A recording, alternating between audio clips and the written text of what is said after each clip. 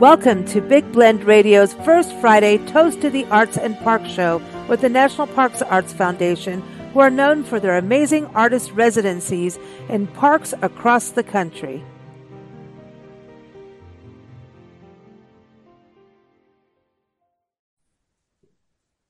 Welcome, everybody. You know, we are knee deep in summer here, and we're going to talk about two hot places. We're going to talk about Chaco Culture National Historical Park. We're going to talk about Saguaro National Park. Chaco, as you know, is in New Mexico, northern New Mexico, and Saguaro National Park is in Tucson, Arizona. Two different units. Chaco has one big unit area. I have to be careful how I say that, shouldn't I? But anyway, so excited because we're going to be talking with two artists in residence from the National Parks Arts Foundation. And we talked to them as they were getting started on their way into the residency. And now we're going to follow up about their residency. So I'm going to bring on our first guest is Chelsea Bighorn, who is in Saguaro National Park now. She was raised in Tempe, and everyone, the links to their very first interviews, and they did solo, they're on together today, are in this show episodes as well as their websites. So welcome back, Chelsea. How are you? I'm great. How are you? Doing good. I heard that you got some rain out in Tucson. Did it cool you down? Yes. Oh my gosh, it was wonderful. I loved it. Is it different for you because you're from like Tempe, which is basically Phoenix, right? Because you guys don't get rain like Tucson does. So like, was that kind of an unusual for you? No, we get pretty big rainstorms up there. When we got the rain here in Tucson, I think it was 2 or 3 days later, they got hit by the same storm. So not the Habubi things. No, you don't want those. We don't want those. No. Mm-mm. But glad to have you back on the show. We have Carissa, who's known as Lucky Garcia, back on the show, and she's an amazing writer, a performing artist, and an educator, an indigenous justice advocate, community organizer. And when I talk about educator, she's an anti-oppression educator. So she's a little fierce, and I mean that in a good way, positively fierce. And she went to Chaco, and this also goes into her roots. Both Chelsea and Carissa, these residencies touched into their ancestral beings. And so welcome back, Carissa. How are you? Thank you, Lisa. Hi, everyone. I am great. I feel quite transformed after my residency. I am currently in Denver, Colorado, in the violently occupied land of the Ute, Arapaho, and Cheyenne indigenous peoples. And, I'm happy to be here. And I am very happy to be sharing this space with Chelsea, whose art I have come to love and adore just through, research on other NPAF artists. So, yeah, I'm feeling good. Thanks for having me. Awesome. We're excited about this. I know Tanya Ortega, the founder of the National Parks Arts Foundation, she's like, well, this is going to be special. I'm like, yes, it is. After the last two conversations with you, both of you ladies, I was like, yeah, this is going to be magic having them both on. And I'm so glad you both decided to. But I want to go to each of you first. Chelsea, let's go to you. Doing the residency, how many days do you have left as we record this of your residency? I leave tomorrow, so one more day. Wow. Oh, one more day. Oh, I'm so sorry. We're sucking it up out of you. We're taking some time out of it. But with it, how did it feel in regards to the residency itself as going there as an artist? Did you feel that this was worth the time and effort? Did you get something out of this? Oh, for sure. I was looking at this as really as being restorative to myself, as you know, recently finishing grad school and the chaos of just that. This was very much needed, and I got much needed downtime to relax and just be in my practice and not worry about craziness that's happening. So I've had a really nice, relaxing time here. That's awesome. And going over to Carissa, for you going over to Chaco, I know this was wow, this is going to your ancestral roots. It's going into everything that, everything you are about, right? How was it transformative? It really was. It was I didn't know what to expect going in, but I intentionally wanted to open myself to whatever could happen, emotionally, spiritually, creatively, and keep myself open to accepting those things. And it was truly phenomenal in all of the ways. I feel like I went into the experience wanting to gain connection, Mm, connection with my ancestral roots, with my ancestry, with the land, and a different kind of connection with myself and my art. And I feel like I got that, and I learned a lot of additional lessons that I didn't anticipate along the way. But to what Chelsea was saying, I experienced something similar with just having the time and the Hmm. space to think deeply. I was alone in the desert for a month, right? So mm, I had lots of time and space to think Hmm. and to create and just to be that. I think looking back was really truly the gift, aside mm, from my ancestral connection and spiritual Hmm. connection. um, it is amazing to me how fast we live. I live in a city of over 3 million people. So, how fast everything is in our minds as well. And I think my art reflects that. And so, Hmm. I am really grateful to just have the space and the time to think mm. deeply, to feel deeply, and to create from this very undistracted, more pure space. Mm. That's interesting because Chelsea, you did your studies in Chicago, and I know you're Hmm. deeply you're connected to Chicago and Tempe, Arizona. Right. So you got Phoenix, you got two big metropolitans. Both of you have these metropolitan shoulders, that you're in, that Yeah. your community. So how did you feel? I mean, because Tucson is like a million people, but it's spread out. I don't feel Hmm. like a city. Like whenever I drive through Phoenix, Right. I'm like, dude, I'm out. I, I need a break. Like someone let me pull over and have some wine somewhere. I can't do it, but I do. But like, did you feel that way too, Chelsea, in regards to this, Hmm. where that restorative part you were talking about, but being able to actually just kind of detox from the to-do list? Yeah, I really did. And it was so nice. Just to be able to be like, okay, no pressure. I'm gonna see and try my hand at this new method of thinking or making without any external, voices or noise coming at me. Mm, It was really nice. And then just to be able to like go into the park when I need to just like clear my head and just be mm. out in nature was great. I do have a question for you both. I just Mhm. interviewed Leah Newsom, who is an amazing writer, and she is also from Phoenix, actually. And she was the artist in residence in June for Hawaii Volcanoes National Park. So everyone, she's our July interview, and everyone, we're obviously airing this in August 2nd. Hello. But we're recording this earlier, as always. But um, so I got to interview her while she was in Hawaii. And what was so amazing about this residency, and I've always talked about it, it's so amazing to have a month, right? To just do what your craft is, what your work is, whether it's writing, music, art, and I always thought just a month, like to me, I mean, if I could just get a day, I would do anything. I mean, an hour even is amazing, right?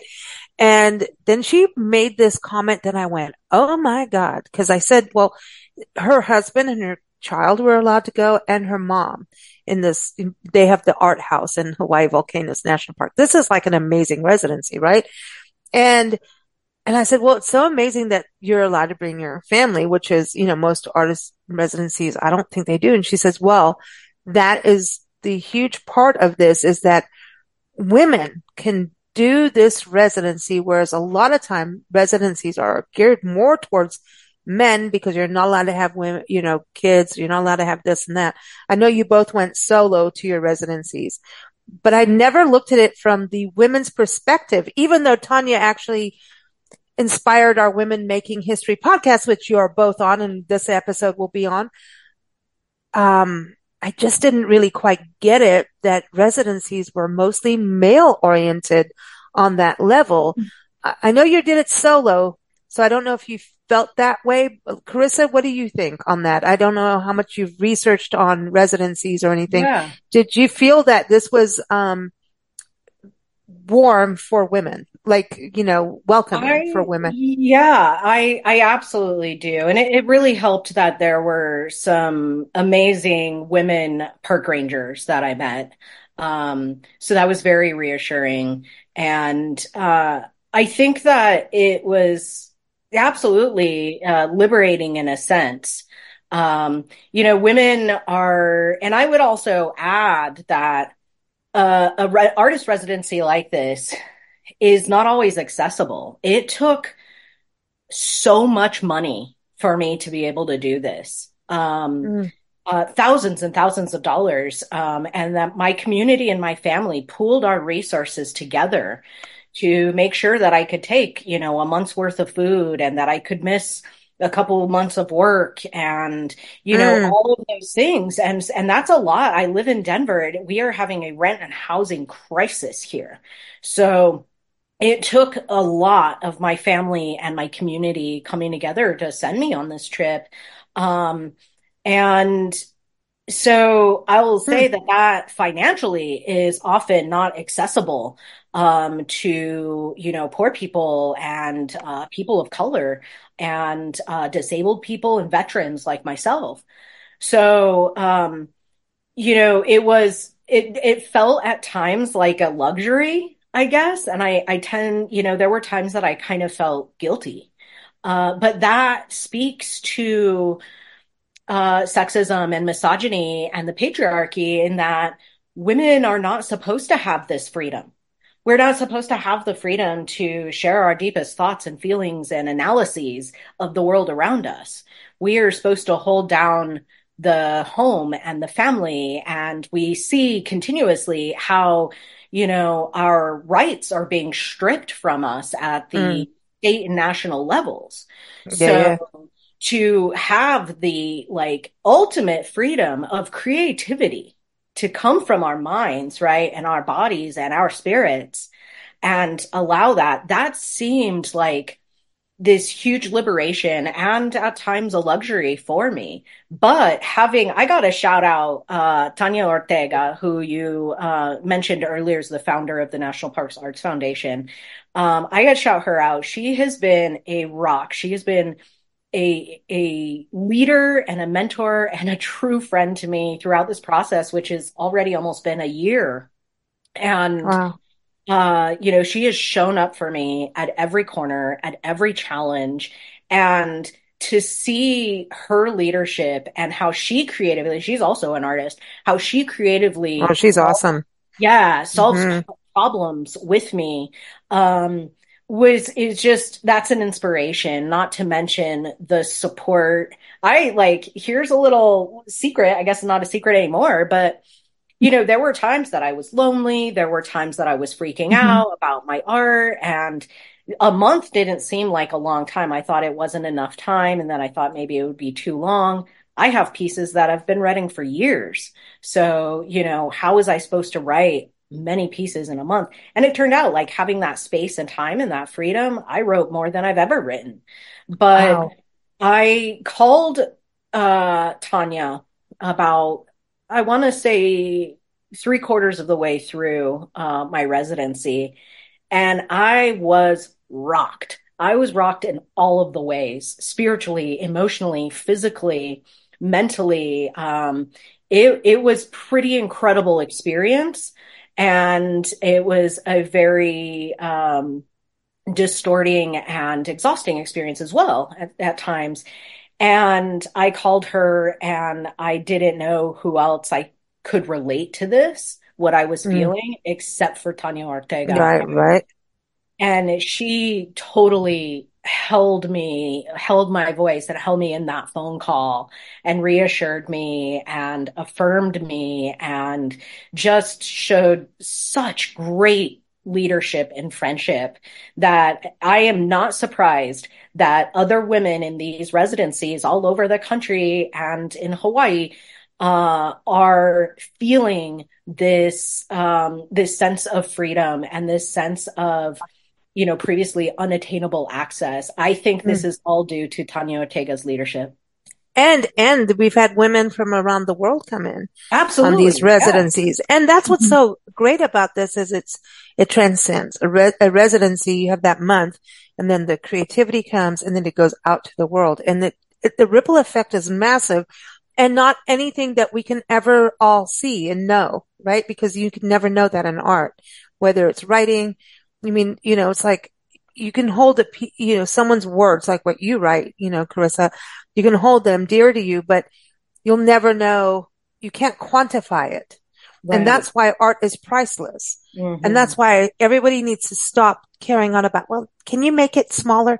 Hey, by the way, Chelsea, can you paint that a little Yeah. smaller so I can pay you less? Uh, No, it's harder actually. Thank you very much. Yeah. Screw you. So Chelsea, I wanted to go to you about that as a woman going into a residency. What do you feel about that Hmm. and that opportunity? And, Hmm. just especially coming freshly out of college and everything. How Yeah. does that feel? Hmm. Yeah. Well, I'm like super grateful to this organization, to Tanya. She has been, I mean, like we've been saying, super supportive throughout the whole experience. I'm very grateful. But coming right out of school, yeah, I had a lot of friends, even just applying to things, adds up, looking for residencies, things like that. Others, had spouses or kids to think about and who aren't able to just freely get up and move. So I feel very grateful that I was in a position to just come here and be accepted to have this time.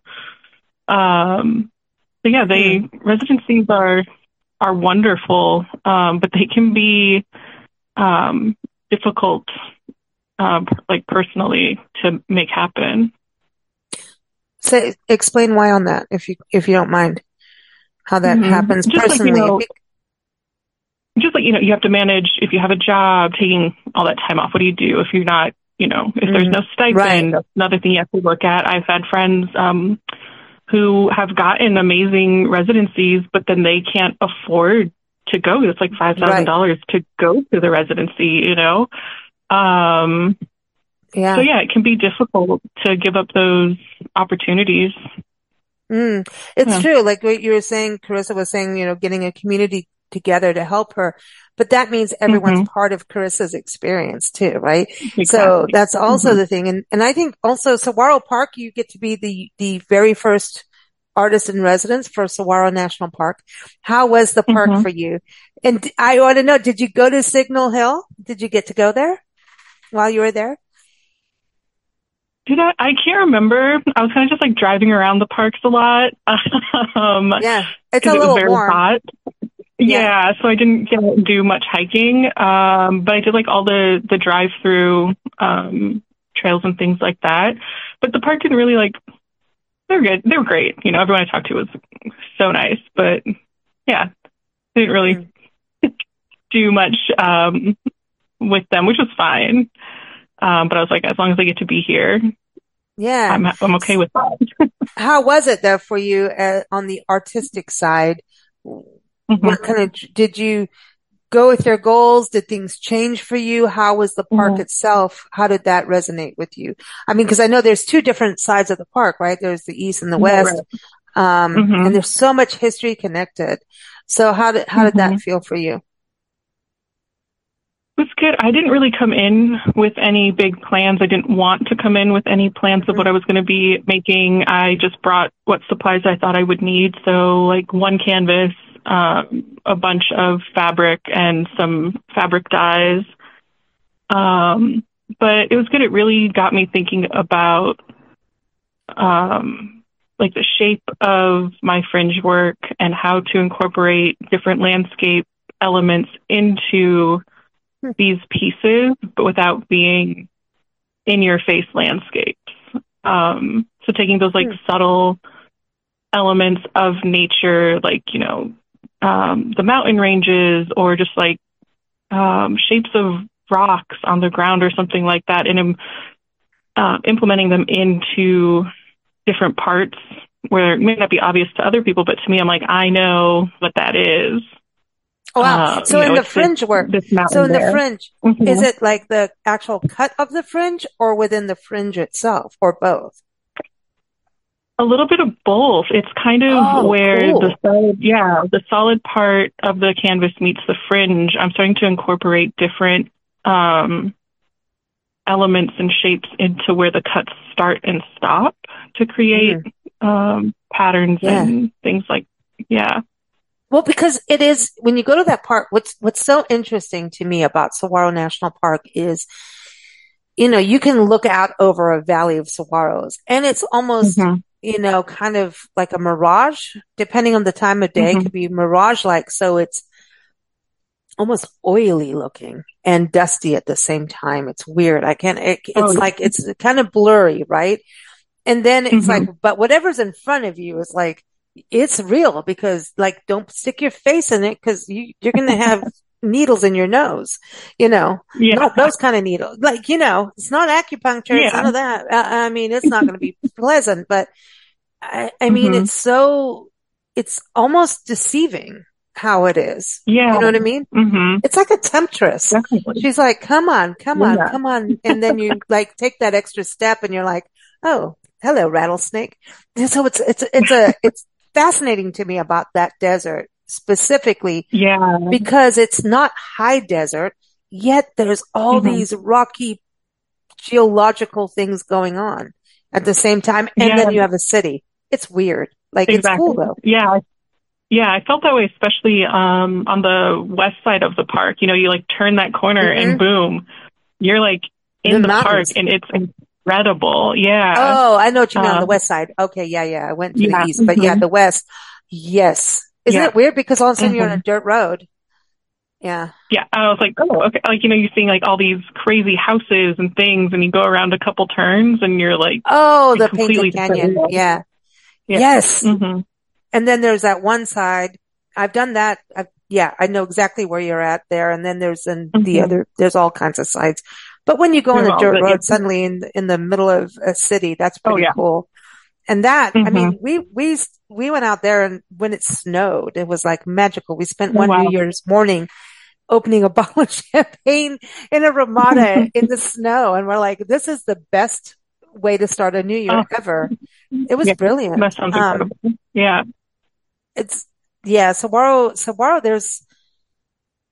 do you think a park like that within an urban setting, I mean, to me, I always like just want the city to stand back, I feel like Stevie Nicks, because she did write Edge of 17. It's got the white-winged dove and everything in there. She's kind of from that area, a little bit more in your area, up in Phoenix, but I want like the city to like not encroach too much.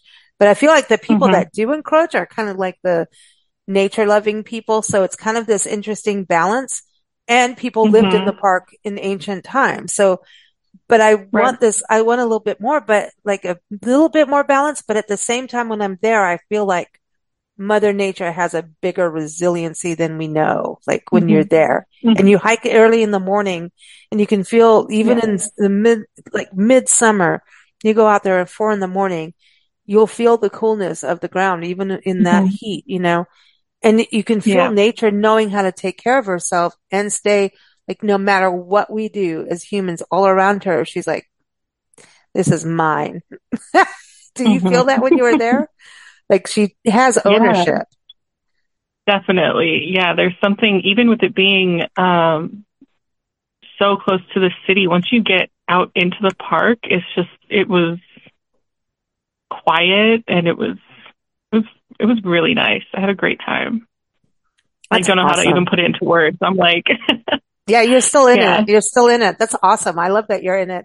Carissa, how did that feel in Chaco? Because you were out in the middle of You can get lost out there, which we did. Absolutely. And We ended up in Albuquerque from Gallup. So I did get lost a couple of times, but I tend to try to get lost, yeah, me too. if I'm being honest.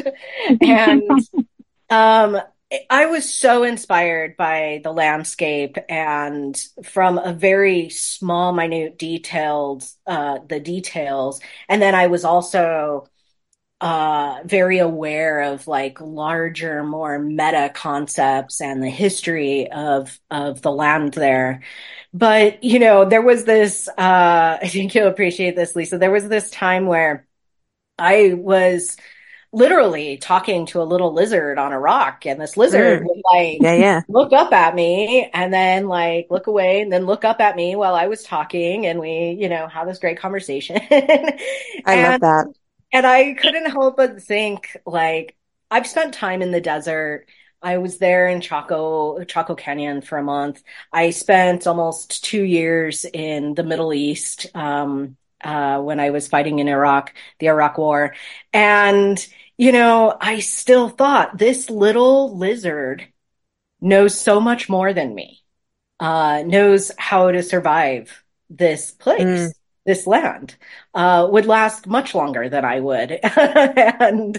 and so I just found things like that fascinating, but also the details of like, people think of the desert as just kind of like drab and tan, but really when you focus, there are so many incredible colors that pop off this land.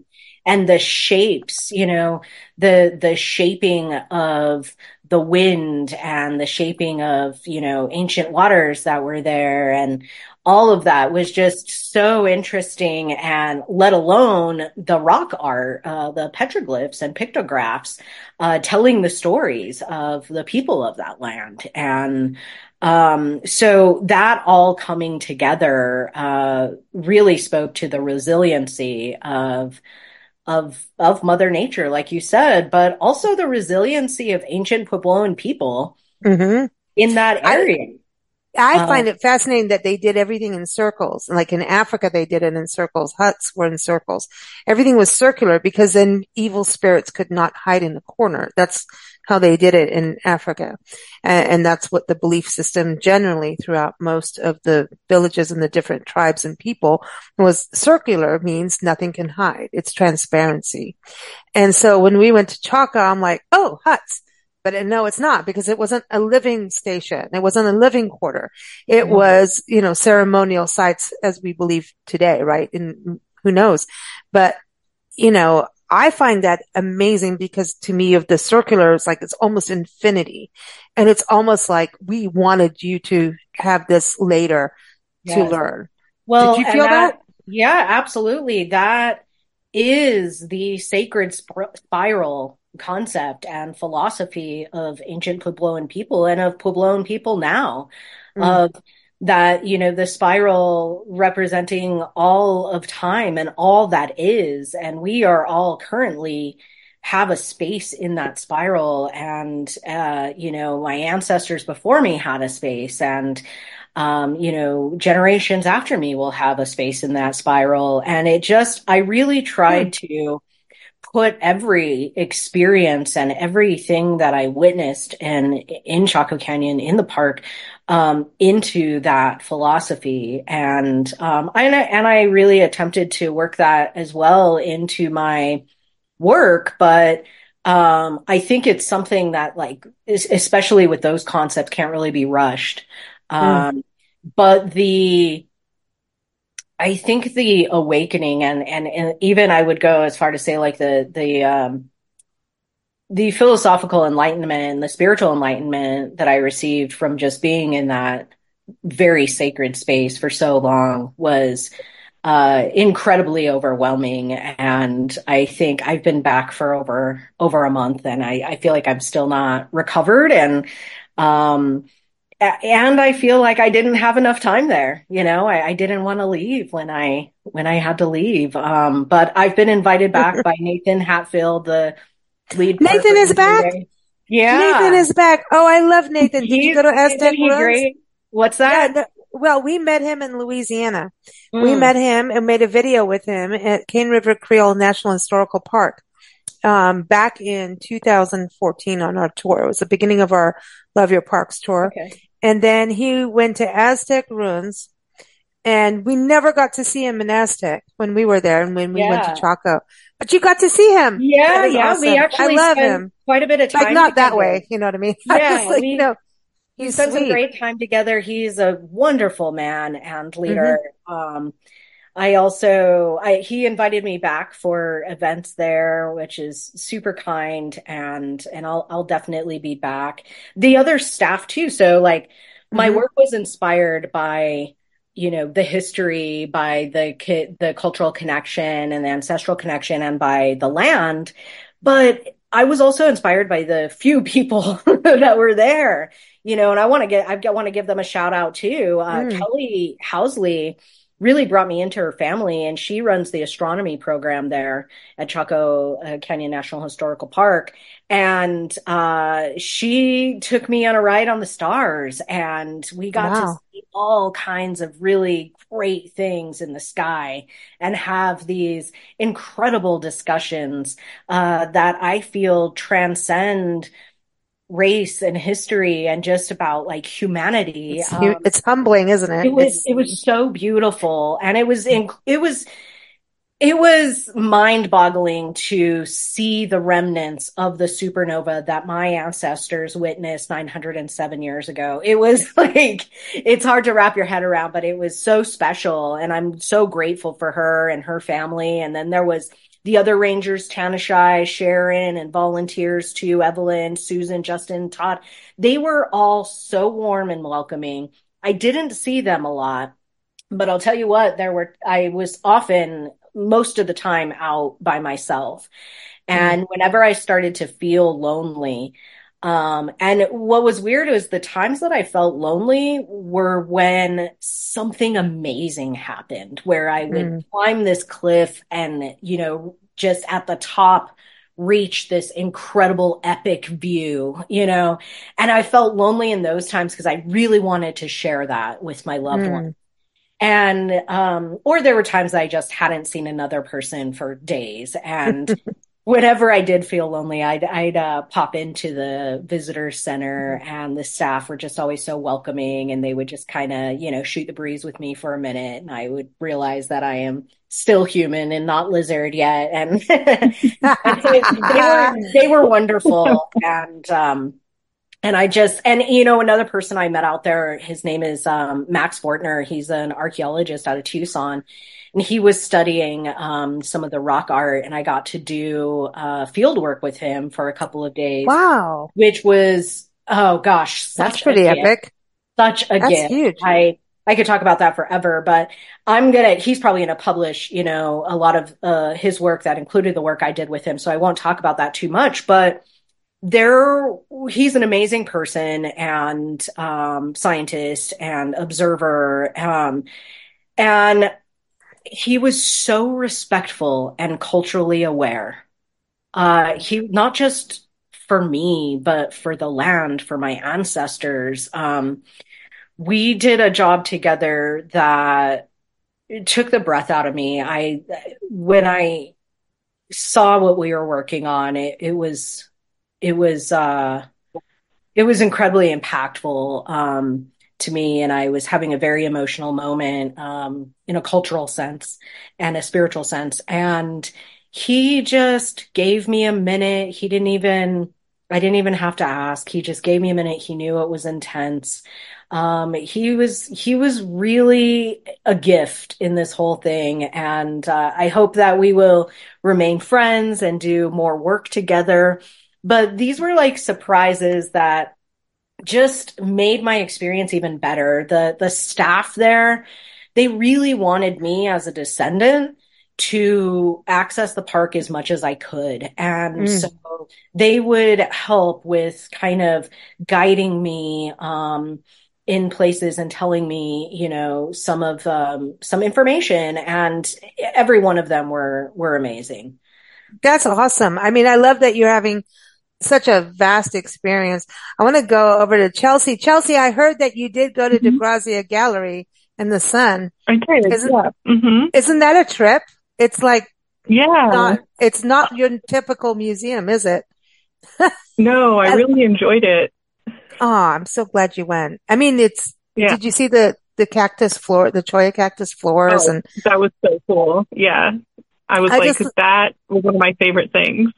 isn't it? It's like, that is Yeah. amazing. And then his art, like Hmm. how he depicted like the Native American culture, he just was dedicated to Mexican Hmm. culture and Native American culture. And Hmm. when you read his writing, he wanted to be Father Font. No, excuse me. Hmm. Padre Kino. I always say Father Font. Lance at the gallery gets mad at me because I always get it twirled around. I got to get my fathers correct, apparently. But anyway, did you enjoy Tucson itself and kind of get the feeling of how the city works with the park, that kind of blend? How did that feel being in Tucson? Because you're like in a Hmm.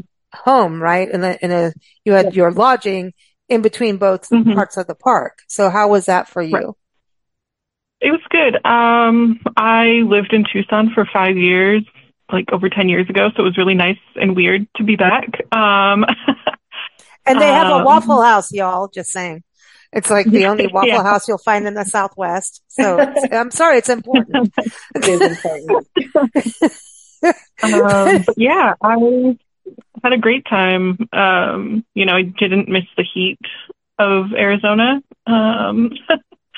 But no, I found the experience to be really wonderful. Mm. I can't wait to see what you're doing with the fringe work now. I'm like Hmm. dying to know. Do you have any questions for Chelsea? And Chelsea, do you have any questions? Carissa, Chelsea, do you have Oh, questions for Carissa? Carissa, do you have questions for Chelsea? I can get you. I mean, you're both, you both have similar names here in a little way, but, yeah, Chelsea, do you have any questions for Carissa from her experience or comments? Oh gosh. Not I. Oh, I don't know. um, That's okay. I am really um interested to read what you've been working on, writing on. And I am just, I'm so happy that you had a great experience.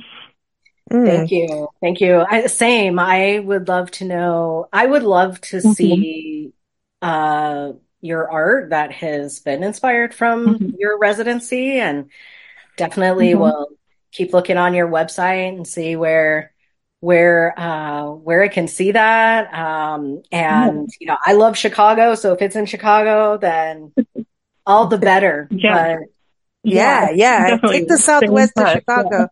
Yeah, everyone, chelseabighorn.com is the website. I was going to Hmm. say I think we're going to have to do at some point, like a Zoom video follow up of artists where they can show Hmm. their work ooh, of what they've Yeah. done. Don't you think that's kind of cool? It just kind of came to yeah, me as you said that. Hmm. Like both of you, I was like, oh, we should do that. We need to have that happen, because what Yeah. happens, artists go and they do exhibits around the world, across the country. Their art goes Hmm. everywhere, Yeah. and same with writers and mhm, writers too. Like, what's interesting, Carissa, you'll go somewhere and you'll read a poem or something and it's like out of her mouth and it's into the souls and that's it. And it ripples on. It's in their souls, right? But it's like, but wait, I want some. The other people don't know. So it's really an interesting thing. So do you ever think you'll publish it like in a book or something? Um, absolutely. cool. That this Cool. residency was actually month one of my next poetry book called Rootbound. So it really was the beginning, and I'll be working on that for a while.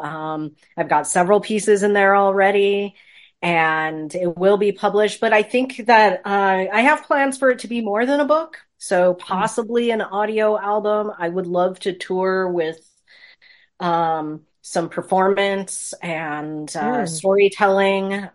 So I've talked with other artists, other Indigenous artists on collaborations on that. I've been invited back to the park to share those things. Mm. And I met people from all over the world on the Mm. trail, on the trails out Well, there who did invited you? me to their places to share my work. And That's awesome. that was really special. See, Amazing. Mhm. did you go to Gallup when you were there? I didn't go to Gallup. I had Dang. plans to go to Aztec, and the one day I had to really plan my days pretty tightly because I started to realize how little time it really was to write. And the day that I had planned for Aztec was the one day it was cold and rainy.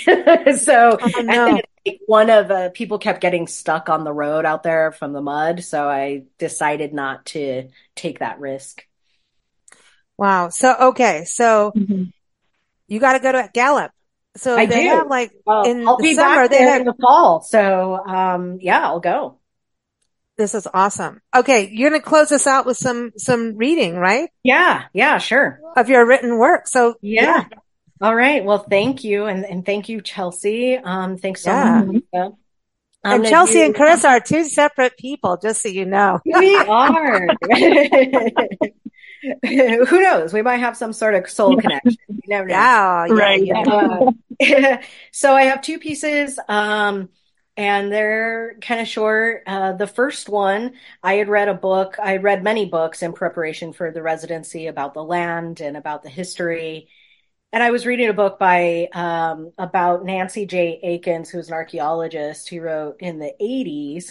And I was reading some of her work, and she was just shocked and disgusted in her own research of how little care was taken with the human remains of ancient Puebloan people in Chaco Canyon from archaeologists earlier in the century. And as I was reading these stories, I had a physical, visceral reaction.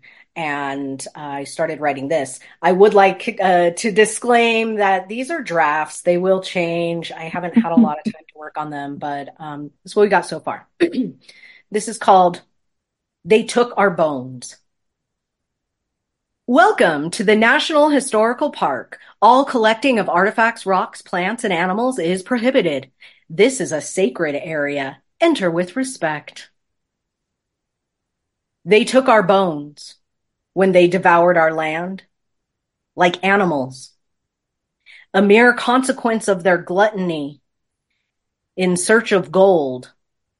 They did not covet our bones, but they took them anyway. They took the vessels buried with us, vessels with food, water, and souls for safe passage by the hands of the living. They took our vessels and they took our bones. They lusted for treasure and secrets. Our bones are not worth anything. Our tears have dried in the ancient pottery that now flow over with the rabid saliva of white man's power. They found no treasure, but they took our bones. They placed our bones in an unmarked drawer in the abandoned room in the basement of Wetherell's House of Stolen Property. Bones without names, alongside a 3-inch piece of twine, a barren AAA battery, an expired coupon for Tupperware, and the master's first driver's license. They hoard our bones with a 20-year-old Christmas card and a single tarnished earring that belonged to their first victim. They have forgotten that they took our bones. For decades, their cousins and colleagues will carelessly stumble upon our bones in search for treasure and secrets, excavating the junk drawer for the precious AAA battery that powers the remote control. Stuck to a fossilized ketchup packet, they will find a Hopi child's clavicle, a Dene woman's femur, fragments of a Pueblo man's skull, or possibly pottery sherds. Our bones will slide from the back of the drawer to the front where the rubber bands and broken pencils live. They will see our bones and they will forget our bones. They will not replace our bones with the bones of their own grandmothers because they took our bones. They took our bones when they devoured our land like animals, a mere consequence of their gluttony. In search of gold, they did not covet our bones, but they took them anyway. They trapped our souls when they took our bones. Thank you. Well done, Carissa. Thank you so much. Everyone, we've got to run. Carissa, you're going to have to come back on. I have a whole thing about that. Okay. And I have a whole lot more poems to share. I know. Yeah, I know. There's a lot. No, that's a whole other discussion for sure. Everyone, thank you. Everyone keep up with Chelsea at chelseabighorn.com and Carissa Lucky Garcia. We've got her up on our website as well, and we'll follow up with the bones. Thank you. That is a national issue that is going on right now. It certainly is. It certainly is. Thank you, Chelsea. Thank you. Yeah, thank you both. You so much. Take care. You too. Thank you for joining us here on Big Blend Radio's first Friday Toast to the Arts and Park show with the National Parks Arts Foundation. Learn more about their amazing park artist residency programs. Go to nationalparksartsfoundation.org. Keep up with our shows at bigblendradio.com.